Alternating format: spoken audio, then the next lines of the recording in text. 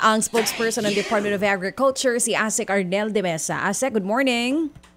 Chacha and Ted, good morning po sa lahat na nakikinig at nanonood. Magandang umaga po. Salamat sa panahon po, ASEC. Ito hong presyuhan daw ngayon, sir, ng manok at saka ng itlog. Meron pong distortion. Sabi po ng itong mga broilers group na sa kanila pong farm gate price, halos 65 pesos per kilo po ang lugi na nga ho nila, no?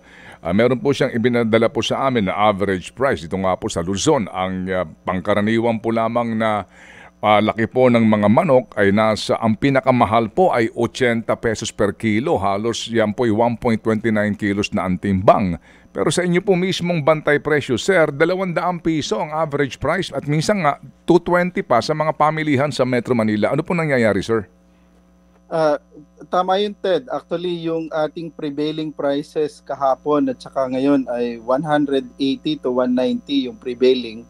At merong low na 130 at high na 200 yung presyo ng whole chicken na manok.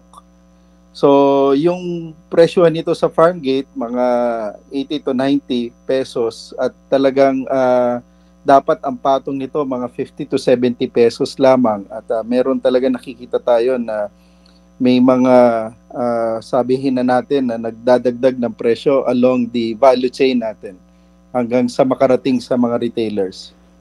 Nagdadagdag ng presyo sa value chain, pareho din po sa itlog. Sabi po nila Ginoong Greg San Diego, sa itlog naman po, halos ang kanilang patong lang sa itlog sa farm gate po, supposed to be, ay mga 30 centimos lang. Pero kahapon po, dito ho mismo sa bantay presyo po ninyo, hanggang 950 yung pong medium size. Pero ho, sa katotohanan lang, ang iba ho, 10 piso na ang presyuhan. Pero sa kanila pong farm gate price, sa Luzon, ang average lang po ay 7 pesos eh. So, ang laki din po ng pagkakaiba. Ganon din po ito ang inyo pong analysis? Sa itlog naman, Ted, ang low price range natin ay 7 at ang high ay tama ka, 950. Ang average nito ay 8.12 at ang prevailing natin ay about 8 pesos sa mga pamilihan. Normally, dapat mga 5 to 30 centavos yung dagdag sa presyo at makita natin talaga merong mga lugar na mas mataas kaysa doon sa prevailing yung presyuhan. So, yun nga po. Sabi din po ni Mr. San Diego, government regulation daw po ang dapat na solusyon daw po dito. Ano po ang inyong say dito, ASEC? Kagaya nung sa bigas, Ted, ay yan ang pagsisumikapan ng ating kalihim ng ating AMAS at saka ng ating Inspectorate at Enforcement Office na busisiin talaga itong mga presyuhan na ito. Makita kung saang parte ng value chain nagkakaroon ng pag-abuso kung meron man at matiyak na yung presyuhan talaga ay yung tama lamang at nararapat.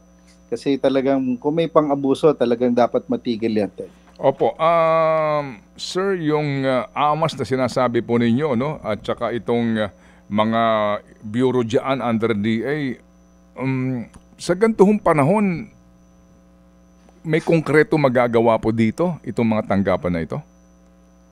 Dapat po, Ted, at yan po ay kanilang mandato at responsibilidad na tingnan po itong mga ganitong mga pangyayari. Pero yung pong standard na sagot dito, kasi magpapasko, kasi mataas yung demand. Kayo ho ba'y sumasang-ayon doon o may datos na ang DA na actually oversupply tayo ng manok, local o imported? Sa manok ay mataas talaga, Ted, yung ating production. Bagamat malakas yung demand, tama ka, lalo na sa ganitong panahon. Especially yung mga HRIs natin o yung tinatawag na hotel, restaurants at saka industrial users bukod doon sa household. Sa itlog naman, dalawang panahon sa loob ng isang taon, madalas sumipa yung presyo. Una, pagpasukan dahil kadalasan yung baon ng mga estudyante ay itlog, almusal din nila normally itlog. Pag ganitong panahon, nagdumadami yung gumagawa ng leche plan, yung cakes at tinapay. Kaya talagang lumalakas yung demand sa itlog. Bagamat maganda yung supply talaga ng both chicken and eggs. Sa commercial natin, we're producing 36 million eggs a day. Bukod pa yung mga native natin na layers, talagang maganda naman yung supply. At dalawa na lang area yung meron tayong active cases ng avian influenza sa ngayon. At pwedeng i-roll out na rin yung bakuna laban sa AI. So talagang makokontrol itong problema nito. Opo. Sir, alam ba ho ni Secretary Chu Laurel itong problema ho ng ating mga nagmamanukan? Kasi sir, sinasabi nyo mukhang meron na naman tayo na posibleng doon sa value chain na sabihin na po natin na nagmamalabis o nagsosobra ng patong. Kasi ang binabanggit ng grupo ng mga nagmamanukan, kung mataas ang demand, kahit pa paano kikita sila eh. Diba? Ito yung chance for them to be able to recover. Pero hindi daw ganun po nangyayari. No? As a matter of fact nga, nalulugi pa sila. Dahil din sa sandamakmak ang imported na hinayaan ng mga nagdaang pong panahon na sandamakmak yung imported. So, ito bang mga bagay na ito, alam ba ito ng ating sekretary ngayon? Ted, tama ka dyan. Kaya yung unang nagpulong kami kasama ang ating kalihim ay ang bilin niya talaga ay yung tamang datos. Kasi maraming data na pinagmumulan at gusto niya ay matiyak na yung tamang datos sa local na production, saan nanggagaling at yung imports. Kasi ang pagbabasihan niya ngayon ng desisyon kung talagang kailangan mag-angkat o saan kulang ang local production, yung tamang datos. Kasi we have data coming from local governments, our regional offices, from PSA, at sa mga institutional stakeholders natin. So we really need to ensure we have the accurate information. Okay, so gaano kaya kabilis makukuha po yun ng ating sekretary itong hinihingi niya ng Bureau of Agricultural Statistics? Medyo hindi pa, kumbaga medyo matatagalan kung Bureau of Agricultural Statistics dahil may batas, yung Republic Act 10625 for the creation ng PSA. At nasubsume na doon yung BAS, including yung manpower and resources. So kailangan i-amend muna yun. Though merong mga datos ngayon ang DA, yun nga lang yung gusto ni Secretary. Kasi yung PSA, medyo may konting delay yan sa pag-release ng mga datos at survey. So gusto ni Secretary yung mabilisan at available and accurate information which we can get sa pamamagitan ng pag-create ng team within the department. Kailan po magpapatawag daw po ng meeting ang ating bagong secretary sa grupo ho ng mga nasa sektor po, for example, ng nagmamanukan o nagbababuyan? Inuuna lang po ni Secretary, natapos na po yung grupo po ng mga sa rice industry natin, sa mais. So sa mga susunod na araw na po ay kakausapin niya po ang livestock and poultry subsector natin. Opo. May tanong lang po si Chacha bago pong ilang pang katanungan ng inyong lingkod. Yes, Asek, tungkol po naman dito sa pagtaas ng presyo ng sibuyas. Namo-monitor nyo po ba ito? Kasi halos tumaas po ng 30 pesos. Ito po nga per kilo ng sibuyas. 220 pesos na po sa ngayon per kilo sa Metro Manila markets. Sa sibuyas na local natin, 100 to 240, mababa 100, ang high ay 240. Pero yung ating prevailing ay between 140 to 160 sa mga palengke dito sa Metro Manila. Yung imported na sibuyas, yung pula, ay consistent na 140. Yung puti ay 100 ang prevailing hanggang 170 yung mataas. So ito yung monitoring natin sa lahat ng palengke o piling palengke dito sa Metro Manila. Chacha. So tama po, tumataas po ang presyo nito kumpara sa presyo weeks ago. Noong nakaraang linggo ay 140, yung nakaraang buwan ay 140. Tumaas siya ng mga 10 piso nitong linggo na ito. Ang sinasabi po sa mga balita mas mababa ng 30 pesos yung presyo nitong mga nakaraang linggo kumpara po sa presyohan ngayon. At same po noon sa dinadaing ng grupong Ubra. Ang sinasabi naman po ng farmers group na samahang industriya ng agrikultura po o SINAG, nagtataka rin sila kung bakit mataas po ang bentahan, gayong mababa lang din po ang bilihan ng sibuyas sa mga cold storage. Nasa 80 pesos per kilo lamang daw po.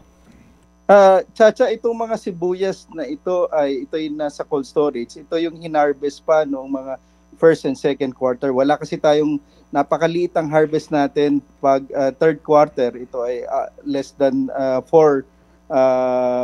metric tons, 4 million pesos na worth ng sibuyas. Karamihan natin ay nasa first and second quarter. Kaya makita natin itong mga sibuyas na to. Siyempre may cost ito ng storage, nagdadagdag. Bagamat mababa talaga yung cost to produce ng sibuyas, yan ang patuloy na tinitingnan natin para magkaroon ng production even doon sa tinatawag na hindi panahon, yung off-season na planting and harvesting ng sibuyas. At ito ay sinisimulan na natin dito sa Cagayan, sa Isabela. Oo, pero base po sa monitoring ninyo, sakto lang po ba ang presyohan ngayon ng sibuyas? Hindi naman siya ganun kataas doon sa mga nakalipas na buwan. Matandaan natin last year ay talagang napakataas ng presyo ng sibuyas. Itong 2023, mga January, nasa 400 to 500 pesos pa ito at naibaba na ng husto. And hopefully matuto sa leksyon ng nakaraan na itong sibuyas natin pag talagang kulang ay kinakailangang mag-angkat para mabalanse yung ating requirements.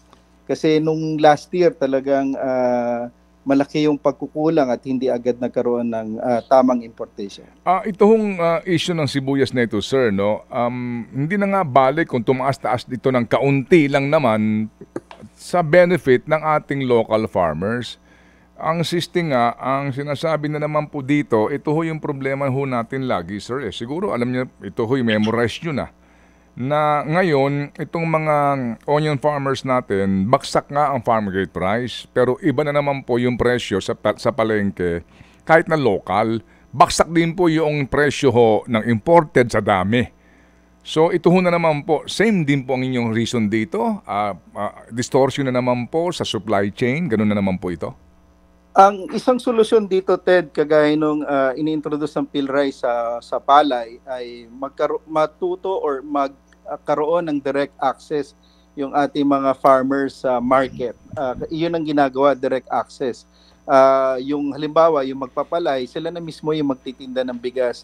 Similar dito sa sibuyas, para mawala yung ibang layers sa value chain, ay matulungan natin ang magsasaka na sila yung magbenta directly doon sa mga retailers natin or consumers para mas malaki yung kanilang dagdag na kita. Kasi nangyayari ngayon yung mga farmers ay talagang production, tapos bibilin sa kanila ng traders ng napakamura. So, matagal na kasing wala sa kamay ng magsasaka na sibuyas yung mga sibuyas. Ito ay nasa mga traders na at sila yung naglalabas sa merkado. Sir, mawalang galang lang sir ha, na magtatanong lang po ako. Gaano ho kayo katagal dyan sa DA? More than 20 years na po kasamang Ted. Okay. Kung more than 20 years, mga 20 years ko na rin po narinig yan. Yang konseptong yan.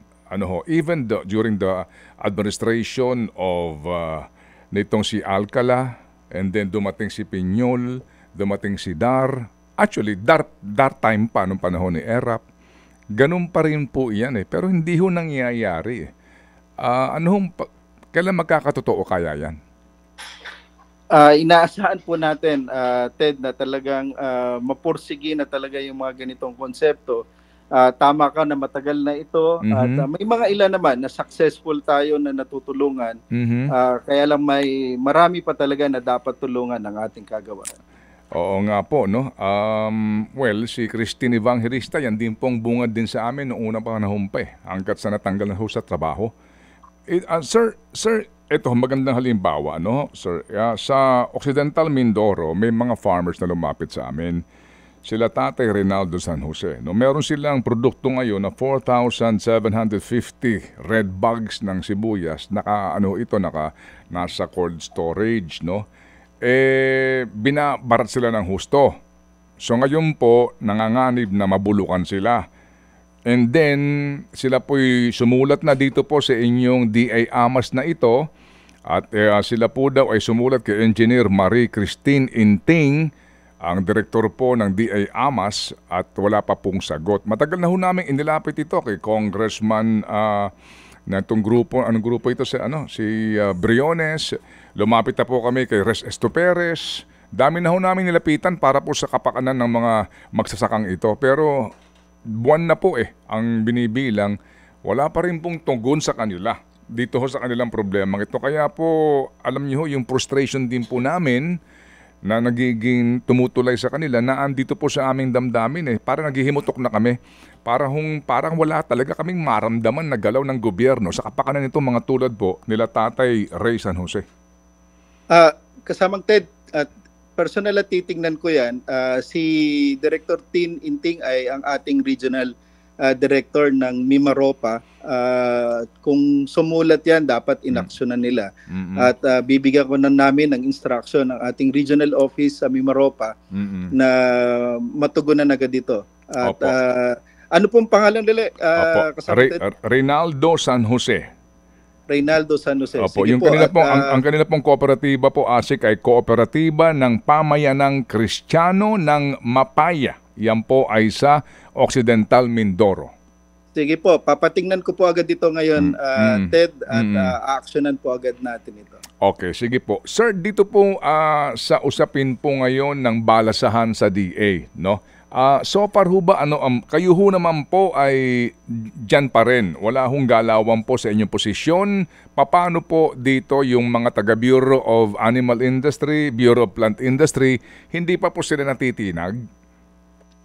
Ted, ang sabi ng ating kalim, si Secretary Laurel, ay he will work first with the existing organizational structure at kanyang i-review ang performance, mga nakaraan at mga ngayong performance, at i-check niya ito, i-review bawat isa, at sa mga susunod na araw ay doon siya mag-action. Opo. Sige. So dito ho naman po sa ngayon pagtatalo ng DA tsaka ng FDA para po sa lisensya ng mga bakuna kontra ASF at bird flu. Ang sabi po din ng grupo nila ka Greg San Diego, ba't pa natin pagtatalunan ito? Bakit na lang daw ho hindi pa ubaya sa FDA kasi nga gamot yan at yung tao ay maaari maapektuhan kung yung bakuna ay hindi maganda, hindi tama. Kasi nga ibabakuna mo sa hayop na kinakain po ng tao. Ba't daw ito kinukuha pa ng DA? Actually naman po ngayon, Ted, ay nasa FDA ang kapangyarihan, ang responsibilidad, at nakikipagtulungan ng DA, lalo na ang Bureau of Animal Industry. Halimbawa rito sa AI ay meron ng isang nabigyan, yung SEVA ng France, para doon sa 15 million doses ng bird flu na vaccine natin. At may dalawa pang susunod, nag-apply na yung ating BI ng Germany at saka vaccine doon ng Indonesia, hopefully sa mga susunod na panahon. So we are cooperating po with FDA para masigurado. Tama kayo, kasi importante na hindi lang hayop. At the end of the day, yung kapakanan ng bawat tao, yun ang mas mahalaga na kapakanan. Opo. Ang gusto lang natin talaga ay yung technical expertise ng ating mga veterinaryo ay makonsidera din. So, yun yung tinitingnan natin. So, we respect yung authority ng FDA on this. Opo. Ano ba ang position dito ng DA hango sa sulat po ni Yusek Panganibang kay Lucas Bersamin na ating Executive Secretary? Sa ngayon po ay nananatili po na FDA yung nag-i-issue po ng certification para po rito sa mga vaccine para po sa ating ASF at bird flu. Hindi nga, pero di ba nagsumiti po ng position paper dito ang DA? Ano ba ang gusto mangyari po ng BAI dito? Ano ba? Gusto nilang kunin to?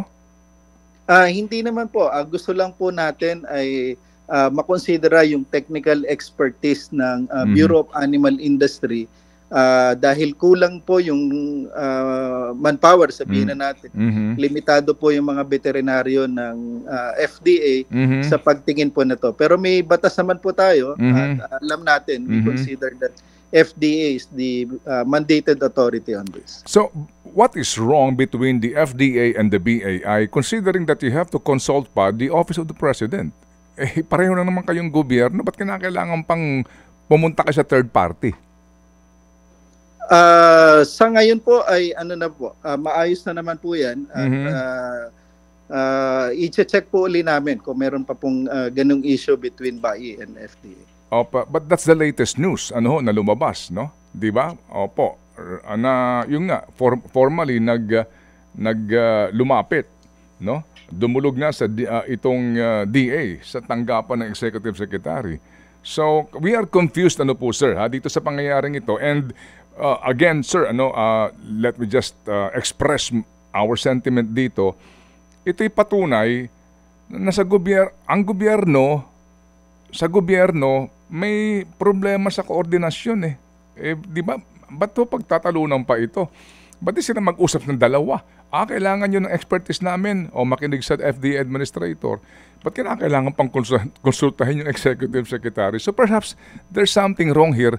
May mga hindi sumusunod o may mga hindi kontento sa mga existing na mga patakaran. Ang alam ko, Ted, ay nag-uusap na yung FDA and BAI, kaya nga nagkaroon na ng mga issuances ng certification sa ilang nag-apply ng vaccine dito sa atin. Kaya nagkaroon na rin ng release. Okay, ganito sir para natin mabigyan po ng tuldok tong isyong ito, and I hope you don't mind be asking sir, at I hope hindi ka tatanggi sa aming sunod na tawag eventually. Sabi dito nitong si Domingo Panganiban, Dear Mr. Executive Secretary, we are submitting to your office the position paper of the Department of Agriculture on the confusion between the Bureau of Animal Industry and Food and Drug Administration regarding the regulatory functions on veterinary products. So, ito the letter and the spirit of this document ay nagpapahayag ng klaro. May confusion silang dalawa FDA at saka ang BAI So ito nga po yun. Alam nga naman sabihin nyo na ayos na po ito wala pa hong tugon dito ang tanggapan ng Executive Secretary. Yung Ted, yung sabi ko kanina, bagamat merong ganang naging letter si Yusek Panganiban, in between dyan ay nag-usap na yung FDA at saka ang Bureau of Animal Industry. Kaya nga nagkaroon na ng mga na-issue na naunang certification para sa bakuna. Okay, sige po. Sige. So, can we say resolved na po ito? Sa ngayon ay pwede nating sabing resolved na dahil nagkakaroon na ng magandang ugnayan ang BAI at saka ang FDA. Okay, sige. So ito pong si Panganiban at saka yung, sino po yung sa Rice? I forgot the name. Isa pang Yusek, Senior Yusek. Si Yusek Leo Sebastian. Okay, opo. Silang dalawa and then si Secretary, ayos naman sila. Kasi, sir, hindi maitatanggi na hindi magkasundo si Sebastian at saka si Panganiban. So ngayon po, paano po ito minamanage po ng Secretary natin itong dalawang nag-aaway na turf na ito? Nag-uusap naman po sila. Sa katunayan po ay nagpatawag na nga po ng meeting ang ating kalihim na doon po sila. At inuna po nga po yung issue po ng bigas. Opo. So, naayos na ho ba ito? Parang ito, NHA at saka Secretary ng Housing. Opo. Ito hong dalawang ito daw po sinasabi nga na problema po, no, na dapat unang i-manage ng kasalukuyang Secretary. Itong away, itong dalawang ito. Nagkausap na ba sila ng masinsinan dito na itigil na ho itong away nilang to? Dahil may kalihim na po tayo, ay nag-uusap na po lahat dito po sa DA at naayos na po itong mga to. Okay, sige. Kung sa bigas po itong si Sebastian, ano po ang papel ni Panganiban ngayon? Nananatili po na Senior Undersecretary si Yusek Panganiban. So paano po? Si Panganiban ho ba ay may say dito po sa usapin po ng hawak nitong si Sebastian? Lahat naman po kami rito po, mga senior officials ay pag pinatawag po ay naglalabas po kami ng mga aming opinions at pinapakinggan naman po ng ating kalihim. Okay, sige. So baka din po kung mamarapatin niyo po Sir Arnel, kasi kayo po spokesperson, kayo po ang tulay namin sa kagawaran, baka po namin maaari maimbitahan po sa aming programa mismo si Secretary Chu Laurel para po namin makapanayam at marinig ho natin mismo ang kanyang mga balak pong reforma sa DA, kasi nga po ang number 1 PR ng bawat departamento ay yung head of the department, sir. Makakarating po kasamang Ted. Opo. Sir, salamat po na marami. Sana po kami pagbigyan po ninyo sa aming pong susunod na panayam. Maraming salamat din po at mabuhay po kayo. Magandang umaga po. Thank you. Si Assistant Secretary Ayan nga po si Arnel ASEC Arnel de Mesa. de Mesa. Ted Filon at DJ Chacha. Ngayon, nasa Radyo 5, 92.3 News FM. Monday to Friday, 6 to 10 a.m.